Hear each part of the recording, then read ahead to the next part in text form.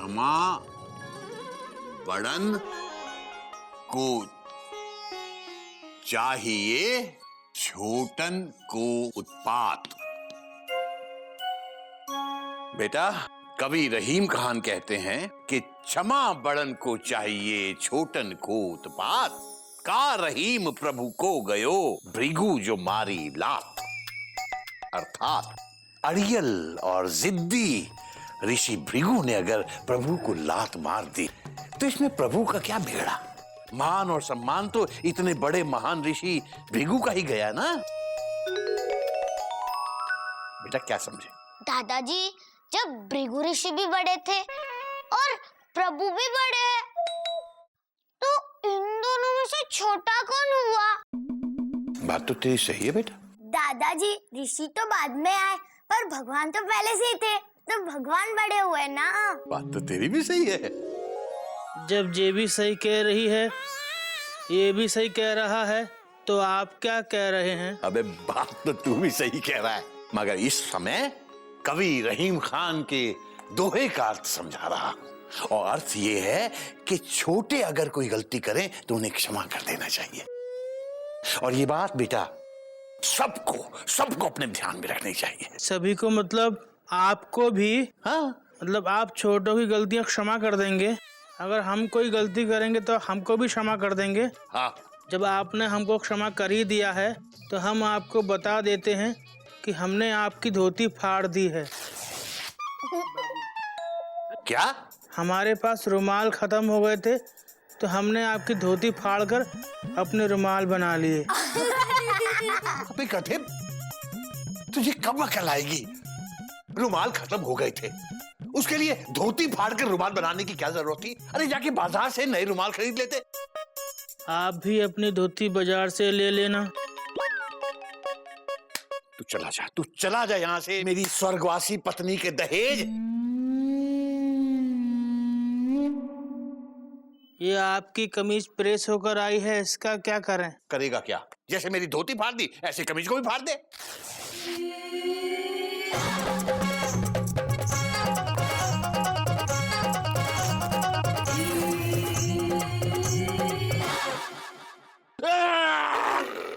क्या किया ये? आपने ही तो कहा था फाड़ दे, फाड़ दी। ठहरा, मैं तुझे नहीं छोड़ूंगा, आज नहीं छोड़ूंगा मैं तुझे, आज। अभी तो आपने कहा था आपने हमको क्षमा कर दिया। हाँ, लेकिन क्षमा गलतियों पे किया जाता है, मूर्खताओं पे नहीं। क्षमा बड़न को चाहिए छोटन को उत्पात। तू चला जा यहाँ से, नहीं तो दूंगा एक लात।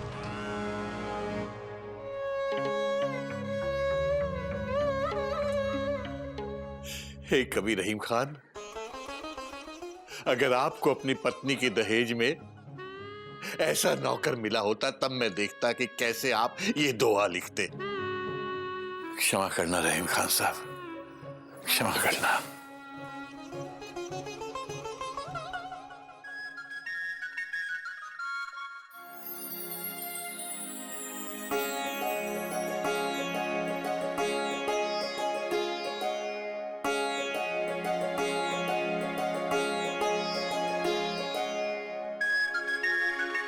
तुम बहुत अच्छी हो मयूरी, कौमा। तुम मोर की तरह नाचती हो मयूरी, कौमा। तुम बहुत सुंदर हो मयूरी, फुल स्टॉप। हमने तो तुम्हें दिल दिया महबूब समझकर, डॉट डॉट डॉट डॉट। खा नहीं जाना इसे तरबूज समझकर, क्वेश्चन मार्क।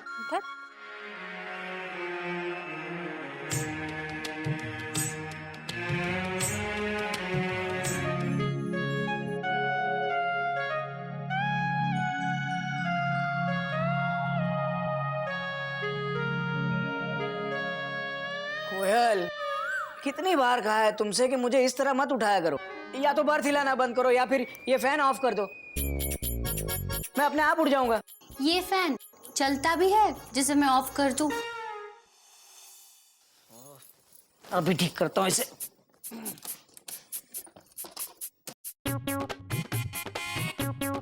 आपको अपनी फैन की पड़ी है। मैंने कितनी बार आपसे कहा नया सीडी प्लेयर ला दो, लेकिन सुनते ही नहीं है। कम से कम उसे ठीक तो कर दो, ठीक कर दो ना। कोयल, तुम एक बार शुरू होती हो ना तो राजधानी की तरह बिना कहीं रुके धड़धड़ाते निकल जाती हो। अभी ठीक करता हूँ इसे।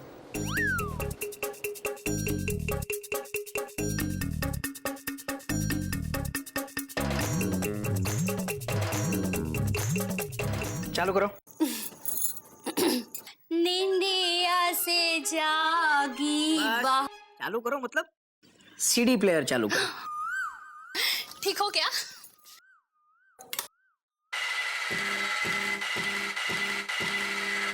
बंद करो।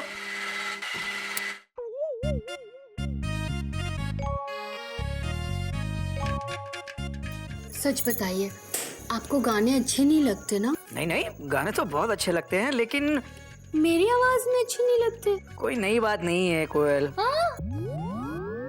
मतलब मुझे तो तुम्हारी आवाज भी अच्छी लगती है और तुम्हारी आवाज में गाए हुए गाने भी अच्छे लगते हैं। चालू करो।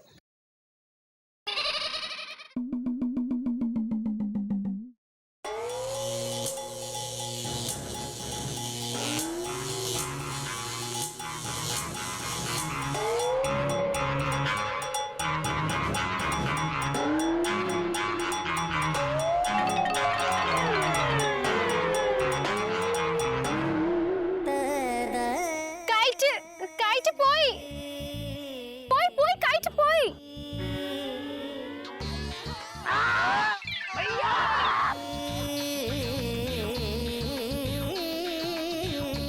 भैया, जब भी आप उनको देखते हो आपका बैक गियर क्यों लग जाता है? अगर हम नहीं पकड़ते तो आपकी जयराम जी की हो जाती। अबे जिनको वो हो जाता है ना, उसे देखने का टाइम ही नहीं मिलता कि राइट में क्या हो रहा है, लेफ्ट में क्या हो रहा है। अबे टेंशन बहुत टाइट है। बाय गॉड, जब उधर देखता हूँ ना तो कुछ दिखाई नहीं देता। जैसे हमको आपकी पतंग दिखाई नहीं दे रही है। अबे बाप रे, इस जल्दी से टॉक्सिन एंड लुक देयर करके बता, क्या वो इधर ही देख रही है क्या? अबे डायरेक्ट मत देख, चीपनेस लगती है। साइड से देख, साइड से, प्यार से। भैया कैसे भी देख लो, वहाँ कोई है ही नहीं।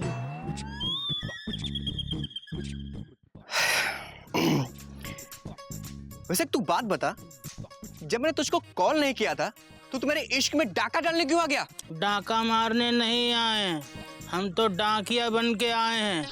पूछने आए हैं ये कागज का पुर्जा आपका है क्या? बता, कागज का पुर्जा क्या है ये? अरे ये तो लव लेटर है, तुझे कहाँ से मिला?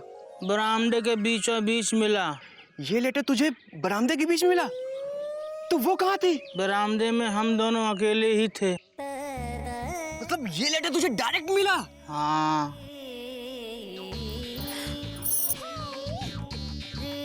Yes yes yes yes yes yes yes. भैया भैया छोड़ो यार। पहले लेटर फिर स्माइल। बेटा कभी तुझे तो पता भी नहीं था कि उस साइड से बात यहां तक पहुंच चुकी है। दोनों तरफ है आग बराबर लगी हुई। अब तो तुझे जवाब देना ही पड़ेगा कपी, देना ही पड़ेगा।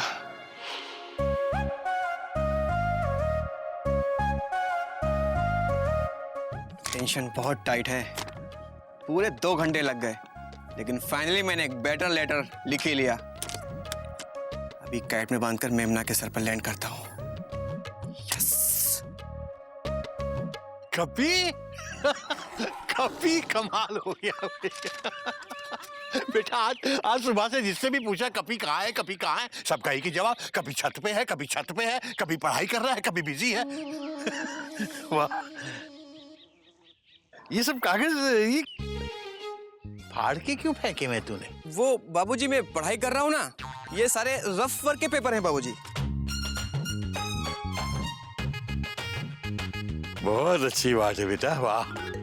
लेकिन बेटा मुझे समझ नहीं आया, तूने ये छत पे कब से डेरा लगा लिया? वो क्या है ना कि अगले हफ्ते से मेरे फाइनल एग्जाम शुरू हो रहे हैं ना, तो इसीलिए मैं पूरे जोर शोर के साथ मेहनत कर रहा हूँ बाबूजी।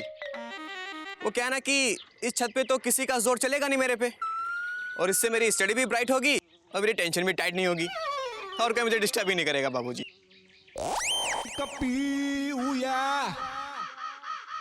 अरे बाप रे।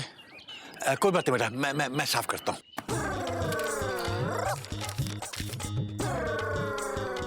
टेंशन बहुत टाइट है बाबूजी। ये आप क्या कर रहे हैं? मेरा लव लेटर। बेटा मुझे बड़ी खुशी है कि तू बहुत मन से पढ़ाई कर रहा है। जो काम आधे अधूरे मन से किया जाता है ना, वो काम हमेशा आधा अधूरा ही रहता है। इस बार तुझे बहुत अच्छे नंबरों से पास होना है, पता है? क्यों नहीं बाबूजी, जब पढ़ाई अच्छी होगी तो रिजल्ट भी ऑटोमेटिकली अच्छा ही आएगा ना बाबूजी। इसमें कहने वाली क्या बात है। लेकिन बाबूजी आप अचानक छत पे, कोई काम था मुझसे? बेटा कुछ नहीं, वो क्या है, ये मेरी गंजी है ना, ये जरा धुलने से रह गई थी, तो मुझे लगा कि आज शाम को तो तू अपने कपड़े धोने ही वाला है, तो साथ में ये भी तू धो देता। बस साबुन के पानी से निकालनी भर है। लेकिन नहीं बेटा नहीं, तेरी ये पढ़ाई ज्यादा जरूरी है, ये काम तो मैं गधा प्रसाद से करा लूंगा बेटा। क्या बाबूजी, आप दीजिए ना मुझे। गधा प्रसाद ने आज तक कोई काम ढंग का किया है क्या? सब उल्टे पुल्टे काम करता है वो। वैसे भी बाबूजी मैं अपने 2 हफ्ते के कपड़े धोने वाला हूँ। मैं आपको 2 मिनट के अंदर सफेदी की चमकार मार के देता हूँ, एकदम व्हाइट एंड ब्राइट। शाबाश बेटा, तुझसे बहुत उम्मीदें हैं मुझे पता है। अच्छा बेटा अच्छा। अरे बाबूजी ये कहाँ ले जा रहे हैं? ये रफ पेपर है, मैं फेंक दूंगा इसको ना। मुझे मालूम है रफ पेपर है, तभी तो ले जा रहा हूँ कचरे के डिब्बे में डालने के लिए। अरे बाबूजी। अरे बेटा तुझे क्या लगता है मैं इतना सा काम भी नहीं कर सकता है? अरे बाबू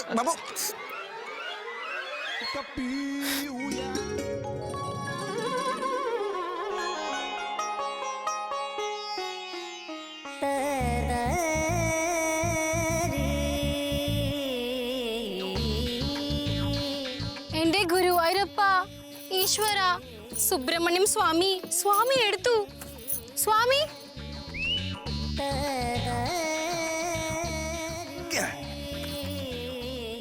भैया ये और धो देना।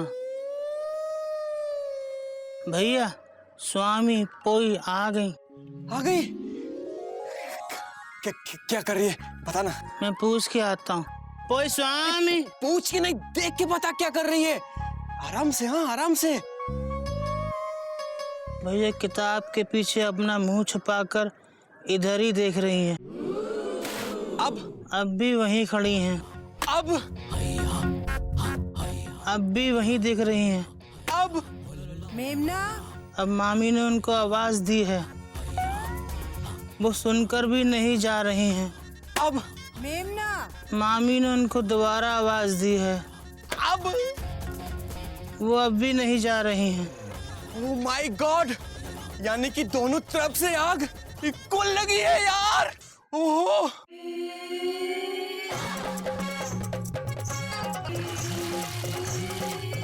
अबे ये क्या कर रहा है यार? भैया आप ही ने कहा था दोनों तरफ आग बराबर लगी है तो बुझा रहे हैं। अच्छा ये सब छोड़ो, वो वही है क्या? अब लगता है मामी उनको खींच के नीचे ले गई हैं। अरे वो फिर से आएगी, देख लेना। आई क्या? भैया सामने है। देखा ना, कहा था आएगी।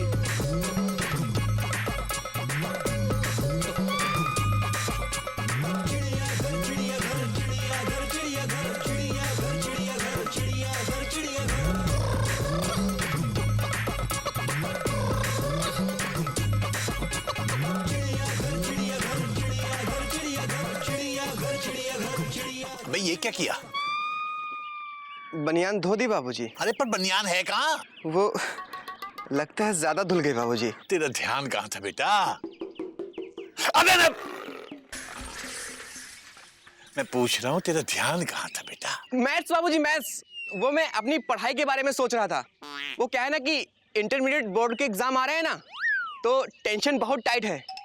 लेकिन पंडित जी ने कहा है मेरा फ्यूचर बहुत ब्राइट है। आप टेंशन मत लीजिए बाबूजी। बनियान के लिए माफ कर दीजिए प्लीज।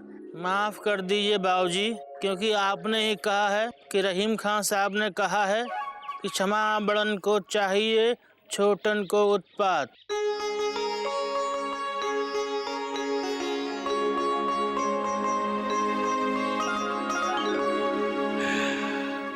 बेटा मुझे बहुत चिंता रहती थी कि कपी अपनी पढ़ाई को लेकर कब कब संजीदा होगा।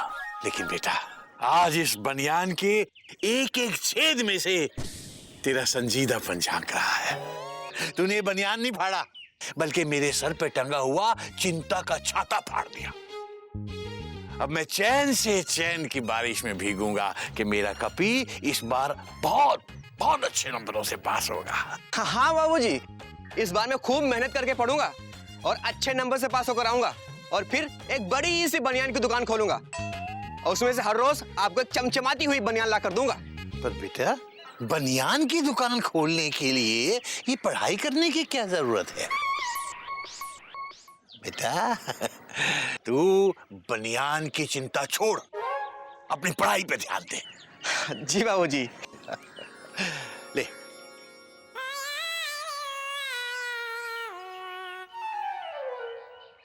इसका क्या करें? पहन ले।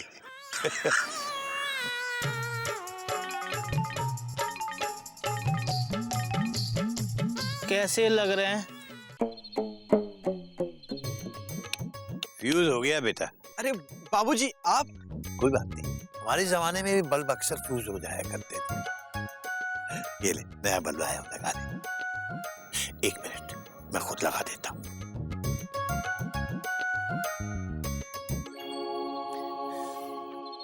एग्जाम पूरे होने तक सब चीज बिल्कुल ठीक रहनी चाहिए। अरे नहीं बाबूजी, आप बिल्कुल फिक्र मत कीजिए।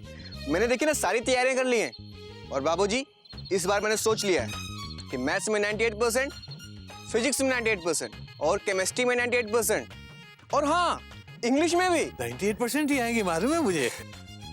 लेकिन बेटा, ये 98% के चक्कर में मत पड़। हाँ, इतना मत पड़ कि पागल हो जाए। बेटा, बस इतने नंबर ले आ कि मैं 4 लोगों के बीच में इज्जत के साथ इतना बोल सकूं कि देखो, रिटायर्ड प्रिंसिपल केशनी नारायण का बेटा कपी नारायण, बंदर बेटा कपी नारायण पास हो गया। तू बैठ जा बेटा, पढ़। हाँ, मैं कल 1-2 डजन बल्ब और ले आऊंगा। गुड नाइट बाबूजी।